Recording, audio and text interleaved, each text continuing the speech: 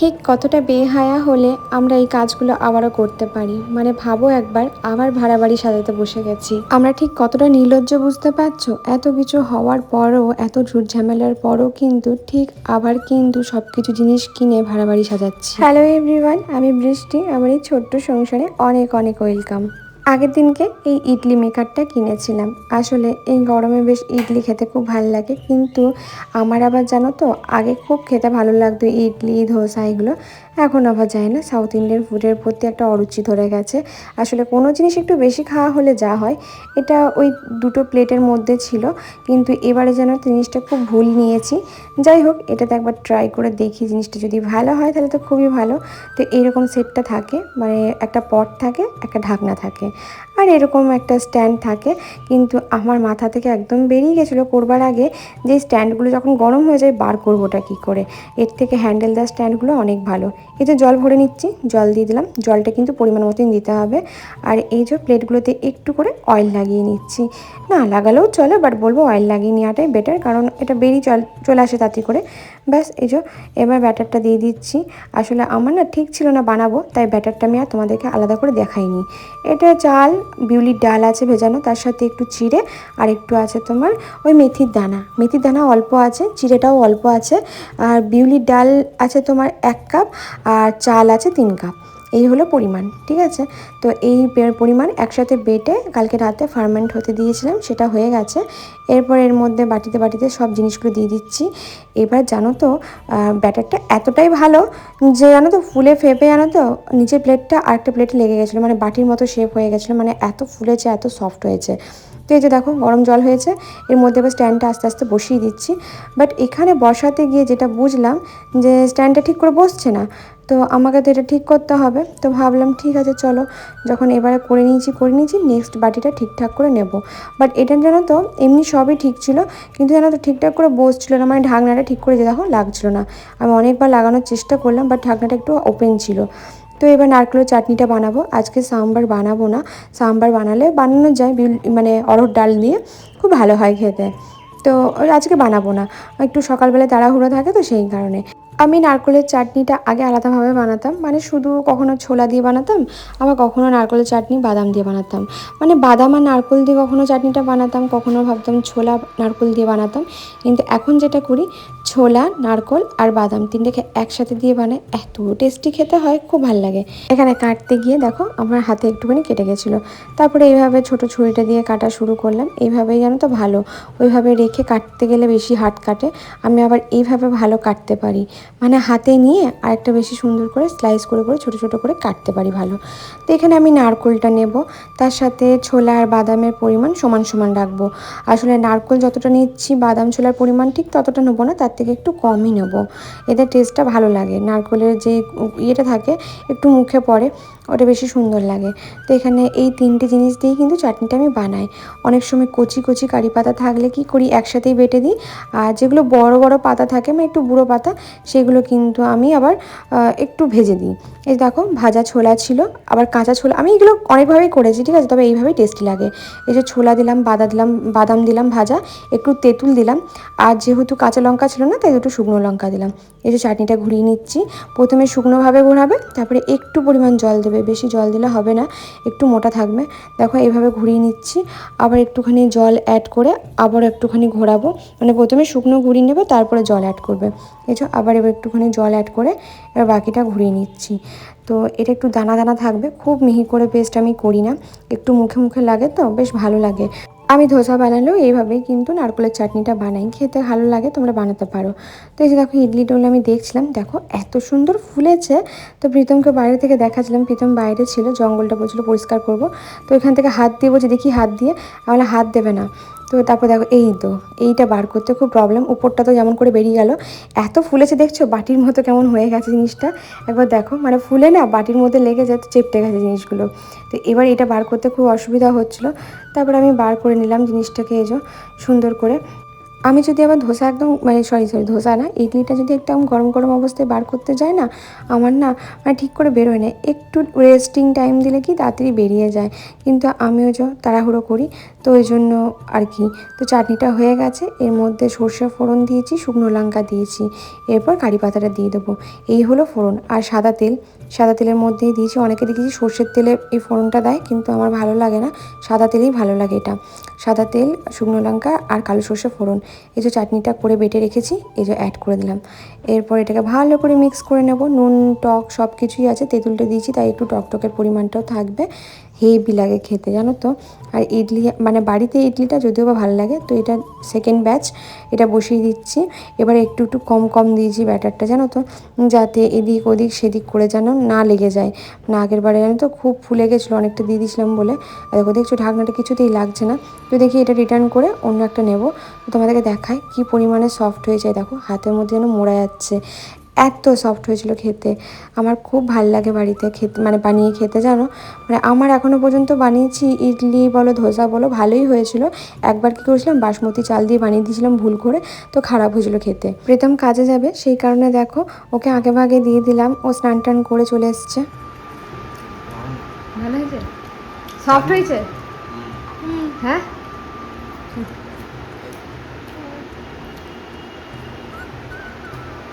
ভেতরটা জালি জালি হয়েছে, দেখি আমারটা দেখো হয়েছে, আমারটা দেখা এবার দেখো আ আ এই এটা ভালো তো, এটা সাম্বার। দেখ দেখা এই দেখো এটা ফোকাস হচ্ছে, পুরো জালি জালি হয়েছে ভেতরটা। দাদা একটা দেখা, এটা ব্যাটারটা বেশি দিয়ে দিয়েছে, ওই জন্য এরকম হয়ে গেছে। খুব ভালো হচ্ছে কিন্তু। দেখো সকাল থেকে উঠে যাদের জন্য পরিশ্রম করে রান্না করি, তারা যদি একটু ভালো বলে না, একটুখানি কমপ্লিমেন্ট দেয়, খুব ভালো লাগে। ওরা খাচ্ছিলো, আমি ভিডিও করছিলাম, তো ওরা বললো যে একটু খেয়ে দেখ। অর্কও দিল, প্রীতমও দিল, খেয়ে দেখলাম খুব সুন্দর হয়েছে খেতে, জানো। আর আমার জানো তো ওদের জন্য কিছু বানাতে ভীষণ ভালো লাগে। ওরা যখন তৃপ্তি করে খায় না সেই জিনিসটা, মানে দেখো আমরা তো সেটাই চাই, সকাল থেকে রাত অবধি খাটি কী জন্য, স্বামী সন্তান এরা তো তৃপ্তি করে খাবে, এই জন্যই তো করি। আর তোমরা তো জানো আমি সংসার ছাড়া কিছু বুঝি না, আমার ভালো লাগে সংসার করতে। চলে গেছে আজকে আমার এত চাপ, খাবার নিয়ে চলে গেছে। আর এখন আমরা আর করছি খাবার হচ্ছে, সব রকম দিয়ে সেদ্ধ ভাত করেছি, সব রকম শাক সবজি সব আছে। আর এখন পুকুরের মাছ ভাজা হচ্ছে। আজকে সকাল সকাল বেরিয়েছে, এই জন্য কালকে এই খেলনাটা কিনে দেওয়া হয়েছে। বলেছি এবার থেকে ঘরে খেলবি, একদম বেরোবি না। আমার বাবা মাও বলেছে একদম দিবি না, যুগটা খুব খারাপ, তো দরকার পড়লে ঘরে খেলি। এই যে ওর বাবা বলেছে আমি খেলনা এনে দেবো, ঘরে খেলবি, ঘরে টিভি দেখবি, তাও ভালো। টিভি বলতে আমাদের কার্টুনও দেখে, ডোরেমন এগুলো দেখে, কিন্তু বাবা বেন টেন এগুলো দেখে, কিন্তু বারণ করলো। বাচ্চারা যত দৌড়ঝাঁপ করে খেলবে তত তো ভালো, কিন্তু বুঝতেই পারছো তো এখনকার যুগ হিসাবে বাইরে না বেরোনোই ভালো। কি অবস্থা ঘরটার আমার। দেখি কালকে কিচেনটা মেকওভার করবে, তার কারণ হচ্ছে জিনিসগুলো সবই রাখা আছে, সব জিনিসপত্র কিনে রাখা আছে। ওইগুলো জানো তো বাবা বুকের পেটের মধ্যে ছুঁড়ে মারছে বালিশ, বুঝতে পারছো? ও তোমাদেরকে একটু আগেই দেখিয়ে দিই আমাদের রান্নাঘরের অবস্থাটা, এইরকম অবস্থা। আসলে যতটা নোংরা দেখছো, এটা সামনের থেকে দেখলে আরও নোংরা। মানে আমাদের বাড়িতে যতজন এসছে ততজন রান্নাঘরটা দেখে একটা কথাই বলেছে, ইস রান্নাঘরটার কি অবস্থা। তার মধ্যে আমি আবার ভিডিও করি, সেটা আবার দেখতে আরও কুরুচিকর লাগে দেখতে। তো আমারও না এরকম অপরিষ্কার ঘর ভালো লাগে না, কিন্তু অনেক সময় আমাকে মেনে নিতে হয়, কারণ জানতে হবে যে আমরা ভাড়া বাড়িতে থাকি। ওই ভাড়া বাড়িটাতে যখন থাকতাম, মানে ওই ভাড়া বাড়ি বলে না, আমরা যতগুলো ভাড়া বাড়িতে দেখেছি, আমরা কিন্তু পরিষ্কার করে পরিপাটি করেই রাখার চেষ্টা করেছি যে কোনো জিনিস। তো মাঝে মাঝে মনে হয় এত কষ্ট করে সব কিছু গুছিয়ে টুছিয়ে রাখি, আবার তখন মানুষ যখন বেরোনোর সময় বদনাম দেয় না, তখন আর না ভালো লাগে না ওই জায়গাটাতে। আসলে বদনাম তো মানুষের দেওয়া স্বভাব, ঠিক আছে, তো মানুষ দেবে বদনাম, তো সেই কারণে অতটা লাগে না এখন। আর ভেবেই নিয়েছি যে আমাদের কপালে বদনামটাই চটে, তো থাক। তো আমার কাছে কিছু পুরনো জিনিস ছিল, তোমাদেরকে মনে আছে অনেক দিন ধরে এই কথাটা বলছি যে আমার কাছে কিছু জিনিস রাখা আছে। তো প্রীতম আর আমি ঠিক করেছিলাম ওই কিছু জিনিসগুলো দিয়ে যদি এই দিকটা ঢাকা যায়, মানে এই দিকটা খুব বেশি নোংরা লাগে। অনেকে জিজ্ঞেস করেছিলে এইগুলো কি ছাড়াচ্ছ তোমরা, এগুলো হচ্ছে যারা আগের বাড়িতে থাকতো তারা হচ্ছে এখানে ওয়ালপেপার লাগিয়েছিল, দেখো এই কালারেরই লাগিয়েছিল। তো সেইগুলোই জানো তো কিছুটা ছেড়ে গেছিলো, কিছুটা ছাড়েনি। আসলে এই যে টাইলসটা দেখছো এটা পুরোটাই ফাটা, পুরোটাই ফাঁপা, আর পুরোটাই রান্নাঘরটা বলতে পারো টেঁড়া বেঁকা এরকম অনেকটা আছে। মানে রান্নাঘরটার অবস্থা খুবই খারাপ পুরো ঘরটার থেকে। তো আমি এরকম এইগুলো কিনেছিলাম, তো এইগুলো না রাখাই ছিল সেটগুলো, তো লাগানো হচ্ছিলো না। তারপরে আমি এই ঘরটা আসার পর ভেবেছিলাম কিছু আর লাগাবো না, থাক। ওই ঘরে থাকতে থাকতে এই জিনিসগুলো কিনেছিলাম। তারপরে যখন সবাই দেখলাম ভিডিওর মধ্যেও বলছে, তারপরে সেদিনকে না বাবা বৌমনি সবাই এসেছিলো, সবাই ওই একটা কথাই বলছে, দিদিভাই রান্নাঘরটা ভীষণ অবস্থা খারাপ, তুমি একটু চেষ্টা করো ঘরগুলোকে আবার সুন্দর করে সাজিয়ে গুছিয়ে রাখার। তো তারপরে মনে হলো যে না, সত্যি তো আমি তো এইভাবে থাকি না, তো এইটাকে ভালো করে রাখাটাই ভালো। তারপরে দুদিন আগে আমার আর প্রীতমের যে বান্ধবীটা এসেছিলো, তো সেই বান্ধবীও এসে বলছিল যে বেশ কেমন একটা রান্নাঘরটা, এগুলো একটু সুন্দর করে বাগিয়ে রাখলেই তো ভাল লাগে। হ্যাঁ, কিন্তু রান্নাঘরটা সত্যিই ভীষণ বাজে, জলের ভীষণ প্রবলেম, সব কিছুরই খুব প্রবলেম ওই রান্নাঘরটাতে। তো দেখো এই স্টিকারগুলো ছিল, তো ভাবলাম লাগাই, দেখি যা লাগবে লাগবে। প্রথমে লাগিয়ে ভাবছিলাম যে ধুর লাগাচ্ছি ভালো লাগবে না কি লাগবে না, তারপরে মনে করলাম যে চলো লাগিয়ে দেখি, মানে এইভাবে সেট।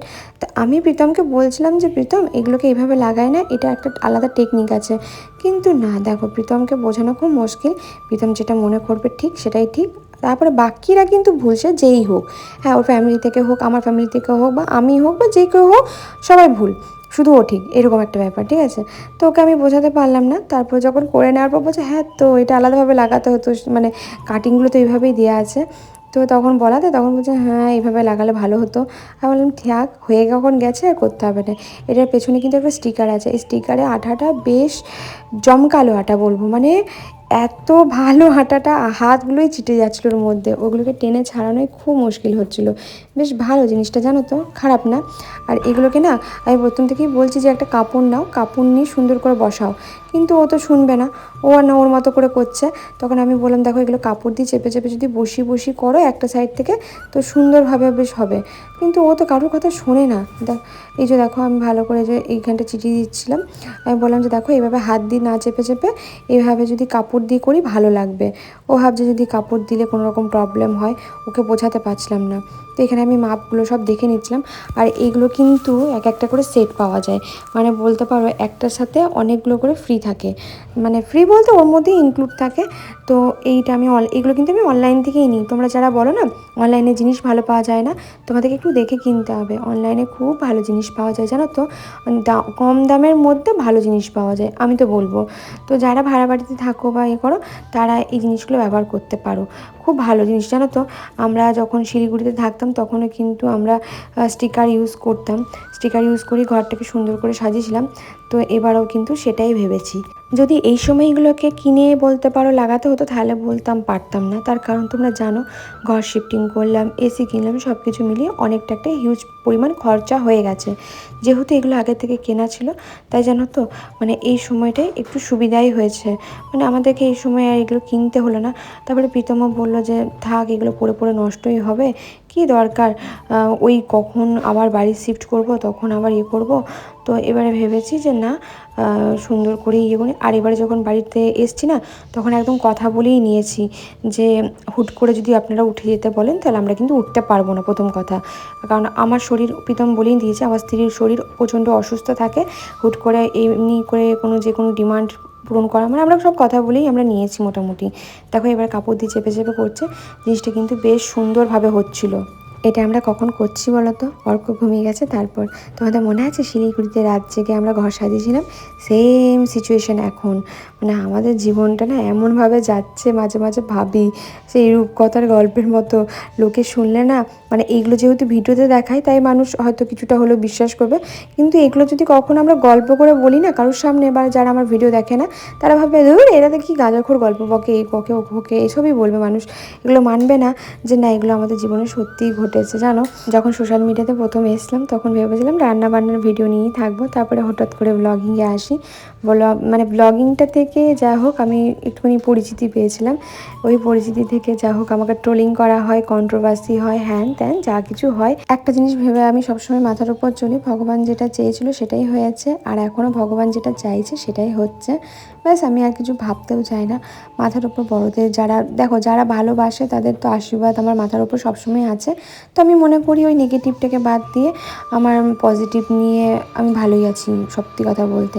আর যারা বলো যে সবসময় তুমি নেগেটিভ কমেন্টগুলো কেন পড়ো, আসলে তোমাদেরও তো জানা উচিত যে আমাদের মতো মেয়েদেরকে কত কিছু ফেস করতে হয়। ওই জন্যই বলি, অনেকে বলে যে না বলো না, ভালো লাগে না, কিন্তু তোমাদের ভালো লাগে না ভাবো, এগুলো তোমাদের শুনতেই ভালো লাগে না, আর আমাকে সেই জায়গাটায় ফেস করতে হচ্ছে, বুঝতে পারছো? তাহলে আমার পরিস্থিতিটা কেমন। আমি আর প্রীতম ভেবেছিলাম যে এই জায়গাটাতেই শুধু হবে যেটুকু আছে, কিন্তু তারপরে দেখলাম আমাদের পুরো রান্নাঘরটাতেই এই হোয়াইট যে ওয়াল স্টিকারটা আছে এটা হয়ে গেছে। মানে এটা এতটা পরিমাণেই ছিল মানে আমাদের মানে বাড়িতে, সেটা আমি জানতাম না। আমি ভেবেছিলাম শুধু এই ওয়ালটাতেই হবে, তো এই ওয়ালটাতে দিয়ে আমি ছেড়ে দেবো, আর লাগবে না। যেহেতু ক্যামেরাটা স্ট্যান্ডে লাগিয়ে ভিডিও করছিলাম, তো একটু একটু করে সব ভিডিওগুলো দেখিয়েছি। দেখো এইভাবে কাপড় দিয়ে করতে হয়েছে। সামনে থেকে যদি দেখায় তাহলে বলবো এগুলো বসতে একটু সময় লাগবে, আর পুষে যাওয়ার পর দেখতে ভীষণ সুন্দর লাগবে। এই যে দেখো, এই স্টিকারটা নিয়েছিলাম, এটা নিয়েছিলাম হচ্ছে ফ্লোরের জন্য। তো এই যে এটা বেশি দাম নেয়নি জানো তো, একটা মানে একটা রোলিংয়ের ভেতর 2টো না 3টে করে ছিল, সেটাই কত বেশ নিয়েছিল, ওই 100 কত না 200 কতর মধ্যে এই 3টে রোলিং পেয়েছিলাম। তার মধ্যে আমাদের পুরো রান্নাঘরটাতে এই স্ল্যাবগুলোতে আমাদের মাত্র 2টো লেগেছে, বাকি এখনও একটা এক্সট্রা রয়ে গেছে। ওটা দেখি কোথায় দেওয়া যায় বা কোথায় কি করা যায়। আমরা প্রথমে ভেবেছিলাম যেহেতু এটা জল শোক করে, মানে বলতে পারো এই যে সিমেন্ট এটা রয়েছে না, তোমরা বুঝতেই পারছো রান্নাঘরটার কি দশা।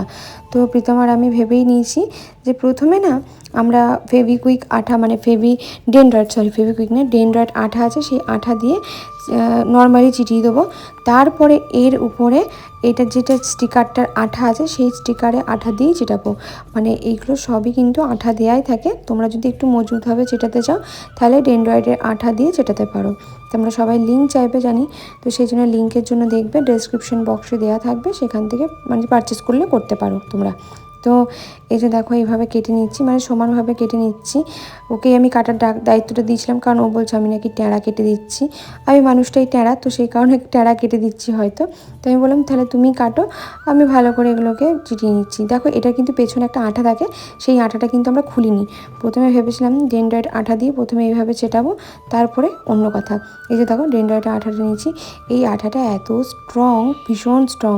মানে আমরা যখন শিলিগুড়িতে ছিলাম তখন কিন্তু এই আঠাটা দিয়েই কিন্তু আমরা ফ্লোরের যে ম্যাট্রেসগুলো ছিল, যে জায়গাগুলো উঠে যাচ্ছিলো সেই জায়গাগুলোতে কিন্তু ফ্লোর ম্যাট্রেস চেটানোর জন্য কিন্তু এই আঠাটা ব্যবহার করা হয় মনে হয়।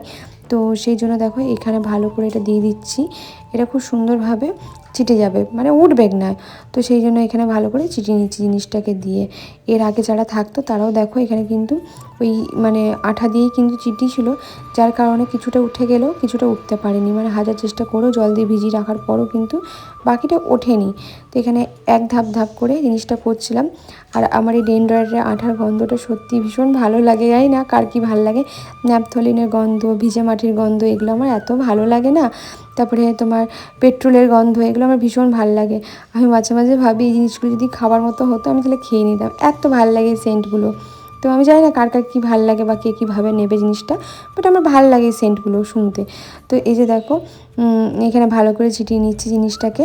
যখন ঘরটা করছি না তখনও মনের মধ্যে একটা ভয় লাগছে যে লোকে হয়তো আবার বলবে যে কতটা বেহায়া হলে এরা ভাড়া বাড়ি থেকে কত অপমান পাচ্ছে। মানে ভাড়া বাড়িতে থাকি তো অনেক মানুষ অনেক ছোট করে যে আমাদের মুরুদ নেই একটা ঘর করা, হ্যান করা ত্যান করা। কিন্তু জানো তো মাঝে মাঝে ভাবি যে এই যে কথাগুলো বলে না, এইগুলো অবান্তর একটা কথাবার্তা। কারণ একটা ঘর মুখের কথা না, যাদের দেখো এত এত টাকা আছে তারাই ঘর করতে পারছে না, আবার যারা ঘর করছে তারা যে সেই ঘরে থাকতে পারছে এমনটাও না। দেখো বাইরে পড়াশোনার জন্য ভাড়া বাড়িতে থাকতে হচ্ছে, কাজের সূত্রে ভাড়া বাড়িতে ভাড়া নিয়ে থাকতে হচ্ছে। তাই ঘর জিনিসটা ভাগ্যে লেখা থাকতে হবে, যতদিন নেই ততদিন কিছু করার নেই। আর ততদিন এই ভাড়া বাড়িটাকে একটুখানি মানিয়ে গুছিয়ে নিয়ে চলতে হবে। জানি মানুষ আঘাত করে করে, কিন্তু এবারে আমি আর প্রীতম অনেকটাই স্ট্রং হয়ে গেছি। এবারে কেউ যদি মানে কিছু বলতে আসে না, আমি না হুট করে ভেবেছি মাথা নত আমি করবো না, তাতে যা হওয়ার হবে। কারণ আমি এই রকম জিনিস অনেক সহ্য করে নিয়েছি, একটা টাইমে সহ্য করতে করতে দেখবে মানুষ কিন্তু অনেকটাই শক্ত হয়ে যায়। তো আমি ভেবেই নিয়েছি এটা করব না আমি আর। তো দেখো আমরা রাত্রেবেলায় ভেবেছিলাম, মানে তখন বাজে প্রায় 2টোর কাছাকাছি। তো আমি প্রীতমকে বলছিলাম অনেকটা দেরি হয়ে গেছে, এরপরে এই দিকটাই করি, এবার ছেড়ে দেবো। দেখো স্টিকারে দেখছো আঠাটা আমরা ছাড়িয়ে নিলাম, দেখতে পেলে? স্টিকারে আঠাটা ছাড়িয়ে নিয়ে আমরা আবার নতুন করে উপর থেকে আবার আরেকটা করে বলতে পারো দিচ্ছি, মানে বলতে পারো আরেকটা কভার দিচ্ছি জিনিসটাকে। তো এই স্টিকারে আঠাগুলো সুন্দর, বেশ স্ট্রং। তো প্রীতম বলছিলো ট্যাড়া হচ্ছে, তো প্রথমে আবার লাগিয়ে ভালো করে তুললাম। প্রথমবার ডেনড্রাইট আঠা দিয়ে করলাম, দ্বিতীয়বার এইভাবে লাগালাম। তো দেখো কাপড় দিয়ে করলে না জিনিসটা ভীষণ স্মুথভাবে হয়, মানে জিনিসটা মানে ফিনিশিংটা ভীষণ স্মুথভাবে আসে। তো ব্যাস একটা রোল শেষ হয়ে গেল, দেখতে পেলে? এই হলো আমাদের মানে এই সাইডে রান্নাঘরের কভার। তারপরে আবার আরও বাকি আছে করতে, অনেক কাজ বাকি আছে। শুধু একটা দিক আজকে বলা হলো, কোথায় অল্প একটুখানি মানে একটা সাইড শুধু চিটালাম, আর অনেক কাজ বাকি আছে। আমরা আস্তে আস্তে একটু একটু করে করবো, আবার সে আগের মতো করতে হবে নাকি? কি গো? করতে হবে না, হবে করতে। তো ঠিক আছে, চলো দেখা যাক কতটা কি করতে পারি। আপাতত এখন 2টো বাজে রাতে, তোমাদেরকে দেখাই দাও, নাহলে বিশ্বাস করবে না। ঘড়িতে বাজে এখন রাত 2টো। কোথায় প্রীতম? 2:30টার কাছে দেখছো না? ওই ঘড়িটা কিনেছিলাম শিলিগুড়িতে, তার জন্য আমাদের কত কথাই শুনতে হয়েছে। শিলিগুড়িতে ঘড়িটা তুই কি বলেছিল প্রীতম? বাবারে বৃষ্টি! আমরা আজ 20 বছর ধরে পার করে দিলাম, একটা ঘড়ি কিনতে পারিনি। তোরা 7 দিনে এসে একটা ঘড়ি কিনে নিয়েছিল। একটা ঘড়ি কিনেছিলাম, তবে কত দাম নিয়েছিল প্রীতম? 135 টাকা ঘড়িটার দাম ছিল। ঠিক আছে, তখন আমাদের কাছে 135 টাকা অনেক ছিল, কিন্তু ঘড়িটা তো নিতে হতো, তখন আমি টাইম দেখবো কিসে? তো সেই জন্য ঘড়িটা নেওয়া হয়েছিল। ওই ঘড়ি এখনও চলছে আমার। আমি পারলে আজকে একটা ভালো ঘড়ি নিতে পারি, কিন্তু নিইনি, কারণ যেটা দরকার সেটা সেই মুহূর্তে নিয়েছিলাম। এখনও সেই দরকারটাই আছে আমাদের, যে হ্যাঁ দরকার, যে আমাদের অন্য চাহিদা আছে তা কিন্তু না, এসি কেনা হলো, মানে যেগুলো আছে সেগুলো, যেগুলো নেই সেগুলো তো কিনতেই হবে, যতটুকু দরকার আমাদের। কিন্তু সেই জিনিস কিন্তু এখনও রয়েছে। শিলিগুড়ি কত জিনিস আছে বলো আমাদের? আমরা যতটুকু জিনিস কিনি মানে ঘর সাজানোর, আমি চাইলে একটা আলমারি কিনতে পারি নাকি? একটা মেয়ে বলেছে সেদিনকে, কি বলনি, সেকেন্ড হ্যান্ড আলমারি নিয়ে চালাচ্ছ, একটা খাট কেনার মুড তোমাদের জীবনে হবে না। তো তোমাদেরকে বলি, এই সেকেন্ড হ্যান্ড তক্তা কিনেছিলাম 2000 টাকা দিয়ে, ওই তক্তাটা এখন আছে। তক্তাটা এখন অনেকে বলেছে তক্তাটা ফেলে দাও, কি করবে তক্তাটা নিয়ে? এমনকি এই ঘরটা শিফট করার আগেও আমাকে অনেক ভেবেছিলাম বিক্রি করব। হ্যাঁ বিক্রি, আমি বারণ করেছিলাম যে আমি জিনিস বিক্রি করবো না, কারণ এগুলো আমার এসে তখন খাটটা কিনবো, তাও স্টিলের। অনেকে বলছে কাঠের খাট কিনে দেয়, আমাদের সামর্থ্য নেই। তোমরা যতটা ভাবো না যে আমাদের প্রচুর হিউজ আছে, তা না। তখন 10,500 টাকা, 10,000, 9,000 সামথিং না 10,000 সামথিং কিছু দিয়ে কিনি, গিয়ে হয়। তো ঠিক আছে, চলো আস্তে আস্তে। আমাদের অ্যাকচুয়ালি আমি তো ভাড়া বাড়িতেই সব বেরিয়ে যায়, এটাই হচ্ছে ব্যাপার। ঘর ভাড়াটাতে অনেক টাকা বেরিয়ে যায়। আমার শরীর খারাপ আছে, বুঝতেই পারছো, টাকা বেরিয়ে। ঘরটা যদি ভাড়া দিতে না হতো, তাও যদি একটু সেভিংস হতো। হয় না যতটা ভাবো না যে এরা তো প্রচুর, হ্যাঁ না হয় না। যতটুকু করি, যতটুকু দেখায়, যতটুকু মানে জিনিস করতে হয় ভিডিওর জন্যই করতে হয় আর কি। কারণ আমার বাবা ভিডিও দেখে, আরও ফ্যামিলি মেম্বাররা দেখে, তাদেরও খারাপ লাগে এগুলো দেখে। তো যাই হোক, নিজেদের সামর্থ্য অনুযায়ী যতটুকু বাড়ি করি। তো চলো, আজ থেকে শুরু হলো আস্তে আস্তে গৌছাই যুদ্ধ লড়াই আমরা করবো। চলো শুই গা, অনেকটা টায়ার্ড লাগছে এবার। ভালো লাগে।